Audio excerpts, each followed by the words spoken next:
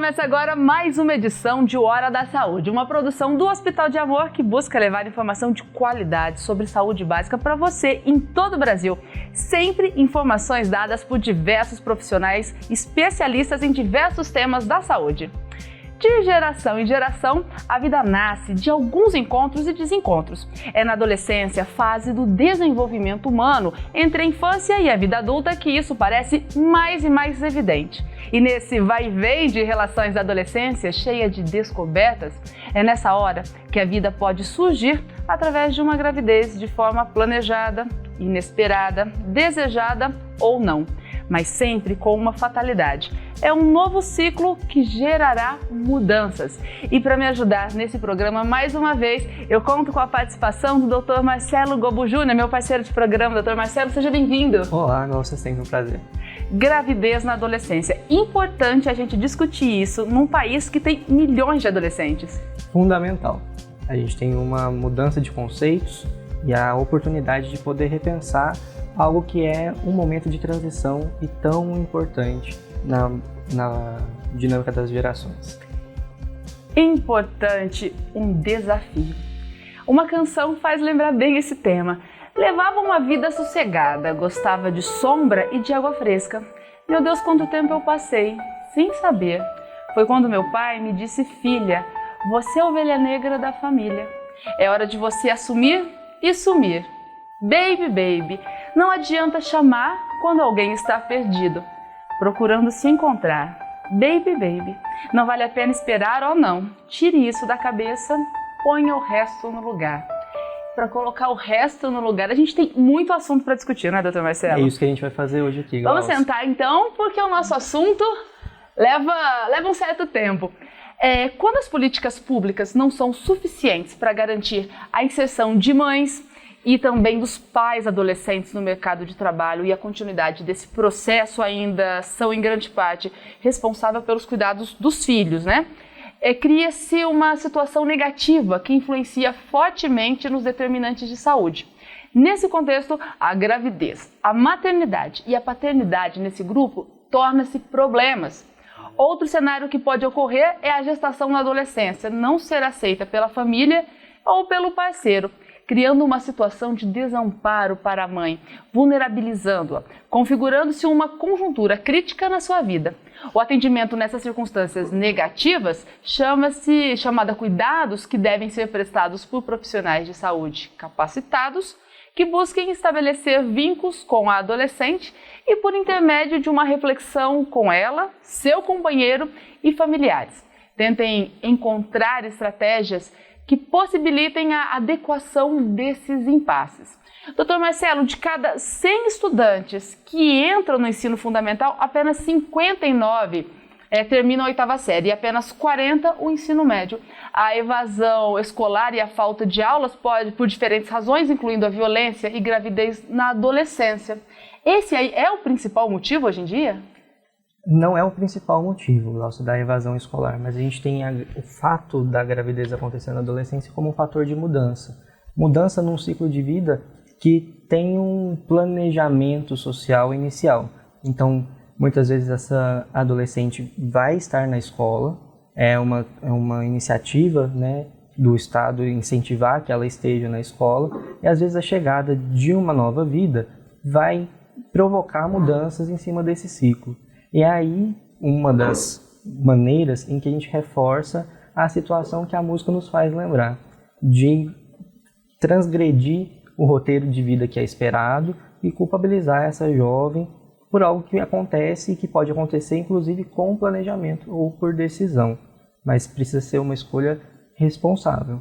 Doutor Marcelo, o país registra anualmente cerca de 300 mil crianças nascidas de pais adolescentes. É um número muito alto, é considerado alto quando a gente fala em saúde pública? É um número bastante alto, considerando o ponto de vista da saúde pública, tão alto que é suficiente para justificar políticas públicas específicas para esse grupo de vulnerabilidade. Você tem, nesse momento de vida, a adolescência é um momento de grande vulnerabilidade, tanto do ponto de vista fisiológico quanto do ponto de vista social, né, em que você está construindo a cara que vai ter o indivíduo e a sociedade, né, o conjunto de indivíduos que vai se formar enquanto cultura, enquanto povo. Então, imagina você, Gláucia, que nessa fase de consolidação, você vai ter a oportunidade de selar destinos geracionais, a partir de coisas muito simples.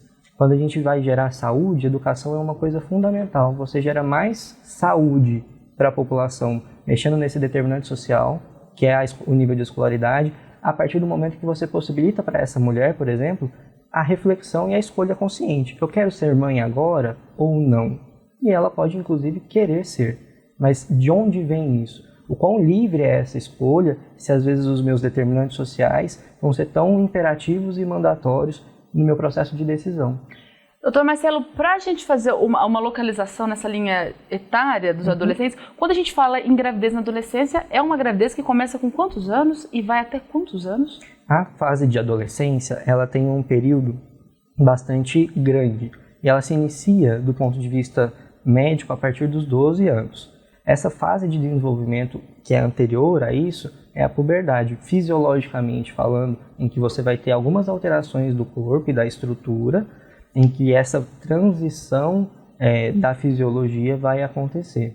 Em outros cenários, quando você vai falar sobre educação e sobre desenvolvimento humano, você tem que considerar outros elementos para poder compor isso. Então a gente tem uma divisão, que é onde acaba gerando um pouco de confusão nessas linhas de tempo. Porque a puberdade ela pode ter, inclusive, uma variabilidade individual no seu tempo de início, né, do indivíduo. Não começa para todo mundo na mesma idade, é uma faixa etária. Uhum. Agora, esse marco de desenvolvimento acima dos 12 anos, ele tem implicações tanto legais quanto éticas no processo de tomada de decisão, por exemplo. Mas existem casos, por exemplo, que uma criança, vamos dizer uma criança engravida com 10 anos de idade também. Também a gente considera gravidez na adolescência, mesmo sendo ainda... Nesse caso, não, porque do ponto de vista social, a gente tem esse marco dos 12 anos, para que essa criança consiga, ela vai ser considerada criança pela faixa etária. Para que ela consiga gestar, ela vai ter que ter alterações fisiológicas que a colocam em puberdade, em transição, né? Você tem um certo nível, fisiologicamente ela está em mudança, mas socialmente ela não está nessa fase de vida do desenvolvimento. Doutor Marcelo, para adolescentes de 12 a 14 anos, ou até crianças, né, em alguns casos, que engravidam, é imprescindível, né, um olhar mais atento, um olhar diferenciado, que resguarde os seus direitos e que garanta o acesso a instrumentos de proteção de apoio. Sim. Como que o senhor vê isso e como que você vê isso? Isso acontece na prática? É um desafio a gente fazer acontecer. Existe uma política pública em cima disso, né?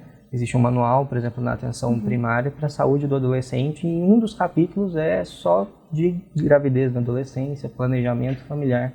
E a política pública do planejamento familiar, da lei do planejamento familiar, inclusive, contempla essa faixa etária de planejamento. Só que é um grande desafio nosso, enquanto sociedade, conseguir entregar isso.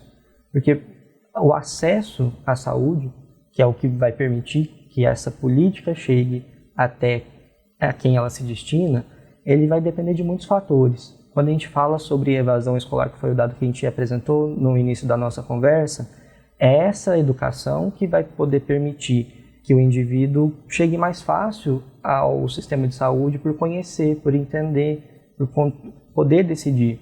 Agora, se eu não tenho educação fornecida, ou se eu não tenho acesso a essa educação, eu fico mais vulnerável do ponto de vista de entender, inclusive, os meus direitos. E a gente entende a adolescência como uma fase polêmica, como foi a sua adolescência, como foi a minha adolescência e como é desde que a humanidade é a humanidade. É uma fase de contestação em que, por conta dessa transição da personalidade, de consolidação da personalidade, sempre foi assim, faz parte do desenvolvimento humano. E quando a gente tem isso acontecendo, a gente acaba forçando numa direção o debate enquanto sociedade que vai gerar complicações, né? Pensa, se a gente não tem um nível de escolaridade que vai permitir a gente pensar sobre isso, como eu vou decidir sobre as coisas que acontecem, se eu não entendo o que acontece com o meu corpo, se eu não entendo que momento é esse em que eu estou sofrendo essas transições, eu não tenho essa consciência, e aí eu sou realmente livre para poder escolher se eu quero gestar ou não? E a saúde mental dessa adolescente também precisa, é também um caso à parte, não é, doutor Marcelo? Acredito que precisa de mais atenção, porque é algo que vai mudar muito a vida dessa adolescente, desse adolescente, tanto da menina quanto do menino. Sim. A gente precisa lembrar que esse momento de vida, independente da fase de vida em que isso acontece, vai gerar mudança. É uma mudança que vai além do seu corpo físico, né? É uma mudança social. Você tem uma transição. Imagina essa jovem que é uma filha e ela é identificada socialmente como filha, e aí ela vira gestante, agora ela é mãe, ela tem uma mudança de papel para ela e para o outro, e às vezes ela vai fazer isso, e qual que é o grau de instrumentalização e de independência que ela tem na vida? Isso já é estressante, porque além das preocupações que ela vai ter que passar para garantir a própria vida, as próprias condições de vida e os próprios direitos, agora ela tem que cuidar de uma nova vida. Outra coisa também, né, a gente sabe que o adolescente ele tem uma vida que é muito social, né, de maneira geral. A gente sabe que tem as exceções, mas falando de maneira geral, o adolescente ele tem o grupo social, tem o grupo de amigos, tem o grupo de lazer, o grupo de esporte, ele tem o grupo da escola também. E é fundamental que esse adolescente ele continue recebendo apoio, não é, doutor Marcelo? Para continuar estudando, para continuar tendo atividades, né, para manter essa vida social dele. E aí eu gostaria que você dissesse também como ajudar, como a família pode ajudar nessa maneira, nesse sentido. O que a gente precisa se recordar sempre é que o nosso dever enquanto sociedade, enquanto indivíduos que têm o entendimento dessa vulnerabilidade, dessa situação de vulnerabilidade, é um dever ético nosso garantir o cuidado. E de que forma a gente pode garantir esse cuidado?